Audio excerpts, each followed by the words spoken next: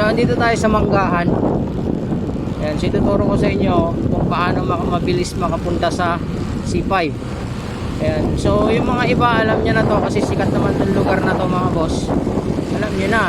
Pero i-share ko to sa mga hindi pa nakakaalam. Marami pang hindi nakakaalam to mga boss.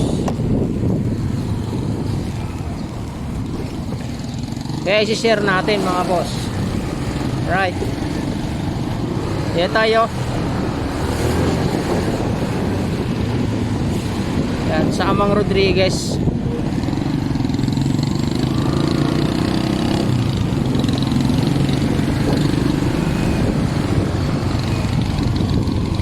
Yan, so pasok tayo dito sa Bridgetown mga boss. Yan. Ito yung Bridgetown. No, marami na nakakaalam to, sikat to eh. Dito ginaganap yung mga event. Yan. Tapos yan no. May bago nga namang event yan no. Patigaan natin to.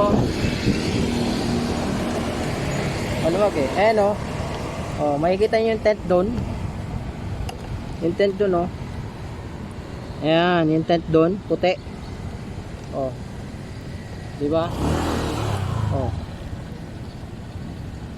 Rick, may nakalagay na Rick doon. Ala Rick. De, joke lang. Ayan. So ito yung itsura ng Bridgetown. Ganda naman, dami mga puno. Mga boss. Ayan, maganda dito yun, maraming mga puno. No?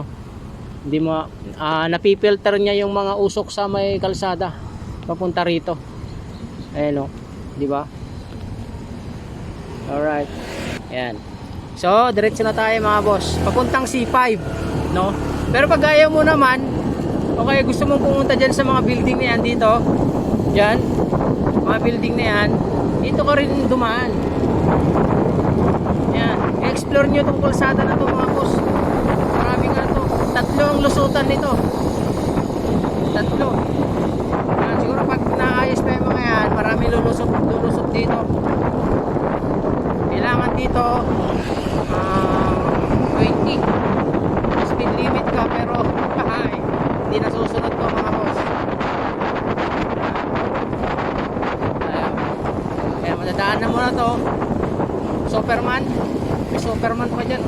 Picture taking guys. Superman Studios. Ayan.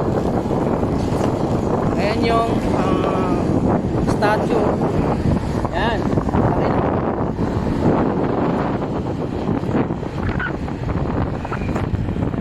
Pag dinaretso mo to, pagdating sa dulo, kanan, C5 na yan mga boss. Nakikita yata. Ayan. Pero tayo, hindi tayo diniretso dyan kasi dito tayo sa loob. Right, so dyan lang yung daanan mga boss. Pag galing ka ng Manggahan, pupunta ka ng C5. Yan, diretso na. So tayo, may pupuntahan tayo sa kabilang building. Yan, dito tayo dumaan. Yan. Pero dadaan pa rin tayo sa ano, sa C5. Dito lang to kasi hindi pwedeng bumalik. Right. Masyadong mahigpit yung mga bantay. Pag nagbabiyahe ako dito, mapababa mo lang, papaalisin ka na agad. Wala man lang consideration ng mga ano pa, 2 minutes 3 minutes. Hindi na tayo. So ito yung ano,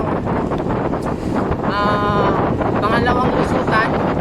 Gusto mo pupunta ng Ortigas, dito naman. Yan, marami na nakakaalam dito, lalo na yung mga katulad nating riders. Yan, pero pag nasa probinsya ka, taga probinsya ka, tapos pupunta ka dito, wala, malilito ka guys. Yan, tayo. Ito na yung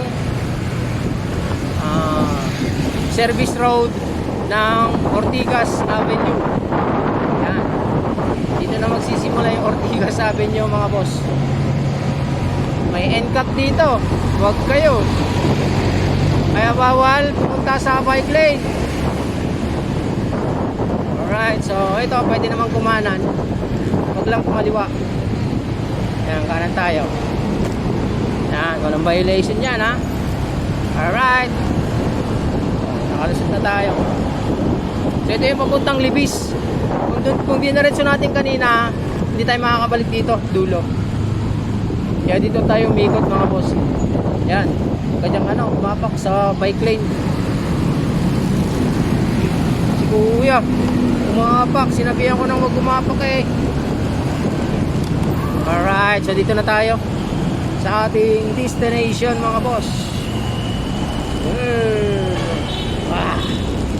May nauna na. Alright, tayo.